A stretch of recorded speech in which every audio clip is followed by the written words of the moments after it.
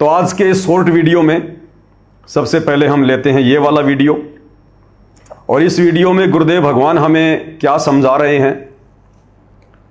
ये छोटा सा वीडियो है भाई और बहनों, 51 सेकंड का, और गुरुदेव भगवान ने हमें यही समझाना चाहा है कि पुण्यात्माओं, ये कलयुग की बिचली पीढ़ी का समय है। बहुत समय हो गया तुम्हें धोखा खाते हुए, अब की बार 84 से पार। और धोखा खाने की हर बार केवल एक ही मुख्य वजह रही है, और वह है गुरु को मानुष मानना, गुरु को कबीर भगवान ना मानना। कबीरा ते नर अंध हैं जो गुरु को कहते, और यानी गुरु को परमात्मा के अलावा समझना, उसको कहते हैं गुरु को कहते और अन्य। परमात्मा के अलावा है गुरु, तो गुरु को कहते और कहते हैं हरि के रूठे ठोर है, पर गुरु रूठे नहीं ठोर। परमात्मा कहते हैं गुरु को हल्के में मत लो, गुरु रूप में स्वयं परमात्मा आता है, स्वयं कबीर देव आता है गुरु रूप में। दूसरा धरती पर कोई गुरु की भूमिका नहीं निभा सकता, कोई तत्वदर्शी संत की भूमिका नहीं निभा सकता, अपने द्वारा रची गई सृष्टि को कोई बता नहीं सकता, पहला अध्याय भी नहीं खोल सकता कोई। और सत्संग केवल कबीर भगवान ही सतगुरु रूप में आके कर सकता है, क्योंकि 21 ब्रह्मांड में सच केवल कबीर ही कह सकता है।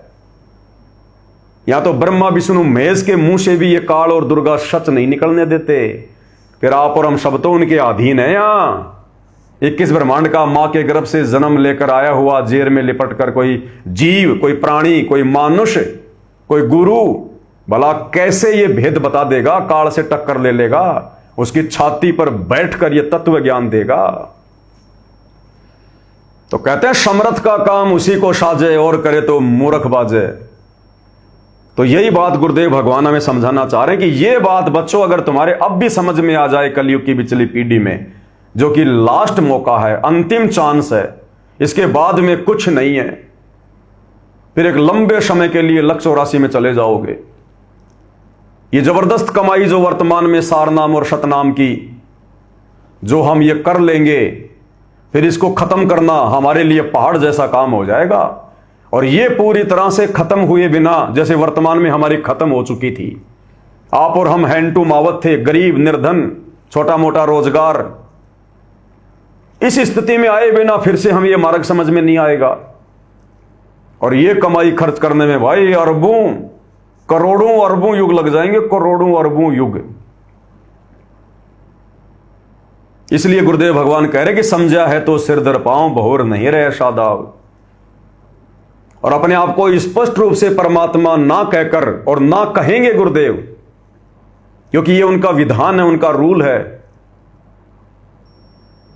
और ये गुरु और गोविंद के बीच की खाई को समाप्त करने के लिए ही ये तत्व ज्ञान दिया जाता है, ताकि गुरु के कहे बिना, उनके संकेतों को समझकर, उनके सत्संगों को सुनकर हम ये गुरु और गोविंद के बीच की खाई को समाप्त कर दें कि गुरु और गोविंद दो नहीं भाई, जब तक दो समझोगे दो जग में जाई, वो नरक में जाएगा। और एक सत्संग में गुरुदेव ने स्पष्ट कर दिया कि बच्चों, जब तक आप गुरु को और परमात्मा को अलग अलग मानोगे, तब तक आपके घट में काल बैठा रहेगा, आपको सद्बुद्धि नहीं आ सकती। तो वही बात यहां गुरुदेव अपने छोटे से सत्संग में कह रहे हैं कि बच्चों, ये समझ लो, आज वो कबीर इस दास के स्थान पर आ गया है। अब ये बात कौन कह सकता है? वही कहेगा जो खुद कबीर है। अरे मैं पवनदास ये कैसे कह दूंगा कि भाई और बहनों ये समझ लो ये पवनदास ही सतगुरु रामपाल जी है? कैसे कह दूंगा? मती मारी गई है क्या? लेकिन गुरुदेव भगवान यदि ये बात कह रहे हैं कि बच्चों समझ लो, आज वो कबीर भगवान आपके गुरु के स्थान पर बैठा है, तो खुद कबीर ही ये बात कह सकता है गुरु रूप में आकर, जो कि सतगुरु रामपाल जी आए हुए हैं और इसीलिए कह रहे हैं, आप और हमें समझा रहे हैं। तो क्या कह रहे हैं पूज्य गुरुदेव भगवान? ध्यान से सुनिएगा। अब देखो पुण्यात्मा, पहले तो परमात्मा स्वयं आए थे, फिर ये दास भेजा है। अगर इस दास के स्थान पर स्वयं मालिक आगे हो, ये सोच लो। अगर इस दास के स्थान पर स्वयं मालिक आ गए हों, यह सोच लो। आप और हमें आदेश दे रहे हैं गुरुदेव कि यह सोच लो, यानी आदेश हो गया गुरुदेव का कि तुम्हारे सामने जो तुम्हारा गुरु बैठा हुआ है संत रामपाल, तो यह सोच लो कि इनके स्थान पर कबीर जी बैठे हैं, जिनको हम मूर्खता में कबीर जी मान बैठे हैं। ये उन आत्माओं के लिए है जो आत्माएं गुरुदेव के सत्संगों के संकेतों को समझने में सक्षम नहीं है, योग्य नहीं है। उनके लिए कहा जा रहा है कि यह सोच लो कि आपके गुरु जी के स्थान पर कबीर जी आ गए हैं, कबीर जी बैठ गए हैं, और उसके बाद फिर आप कैसा व्यवहार करोगे। अगर यह पता चल जाए कि मेरे गुरु सतगुरु रामपाल जी की जगह पर यह समझो कबीर जी बैठे, कबीर जी आ गए, मेरे गुरु नहीं है, मेरे गुरु का केवल चेहरा है, केवल शरीर है, केवल शक्ल है, असल में वो कबीर ही है, तो फिर कैसा व्यवहार करते। भगवान जैसा, जैसे इन आश्रमों में किया जाता है, भोग लगाते समय जो पाठ प्रकाश का भोग लगता है, उस समय जो आरती होती है भोग की, तो सारी संगत क्यों खड़ी हो जाती है?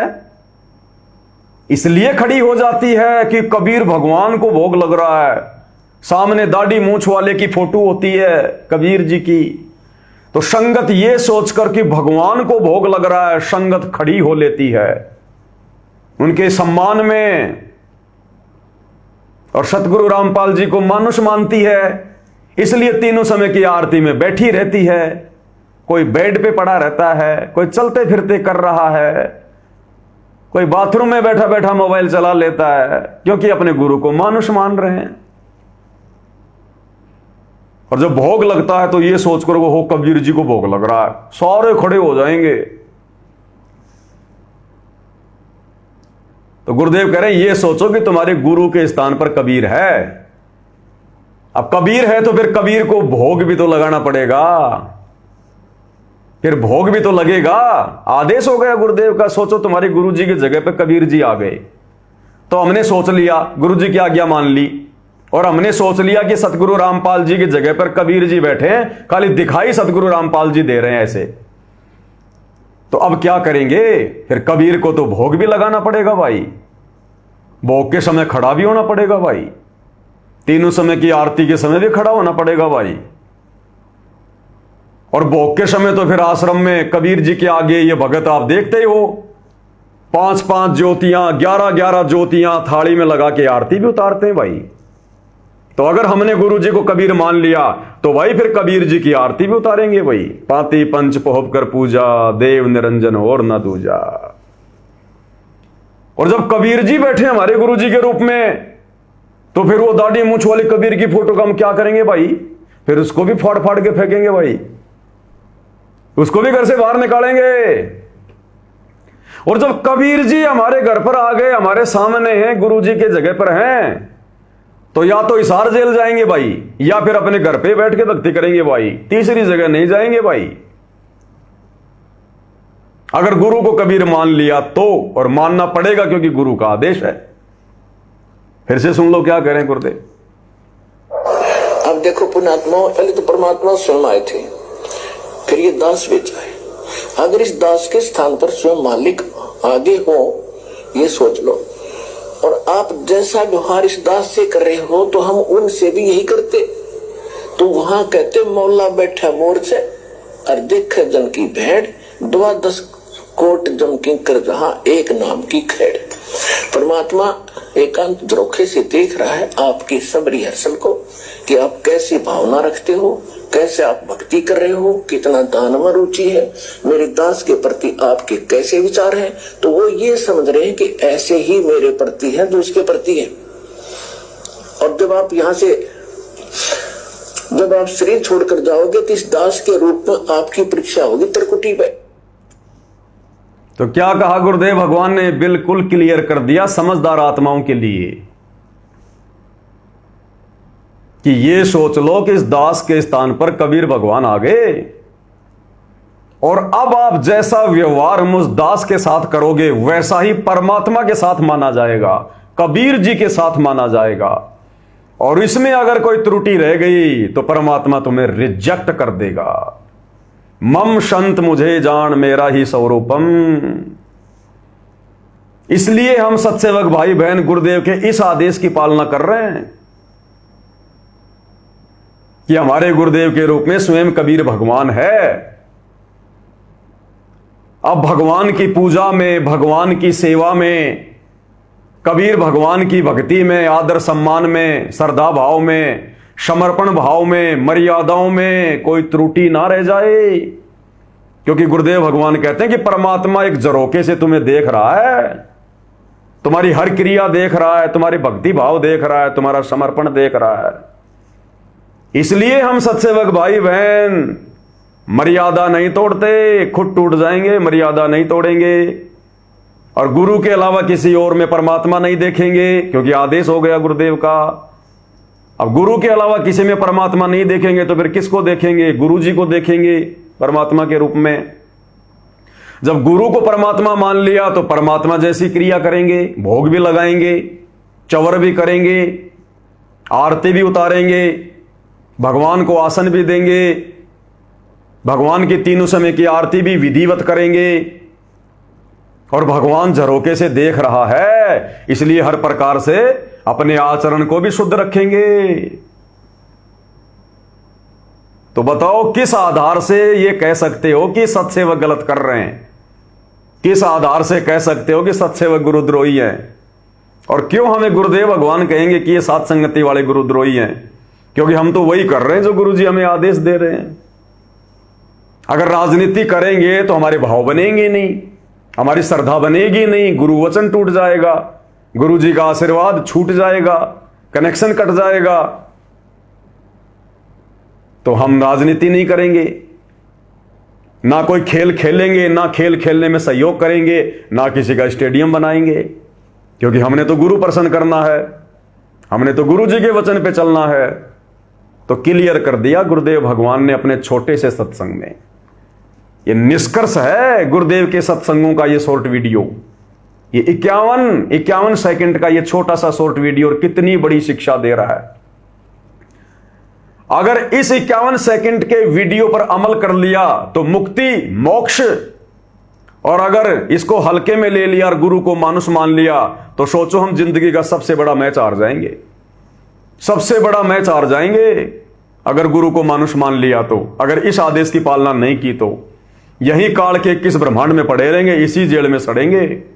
तो बताओ कितना गजब का सत्संग है, कितनी गहरी शिक्षा दे रहा है ये शॉर्ट वीडियो। तो ये निष्कर्ष है गुरुदेव भगवान के सत्संग का।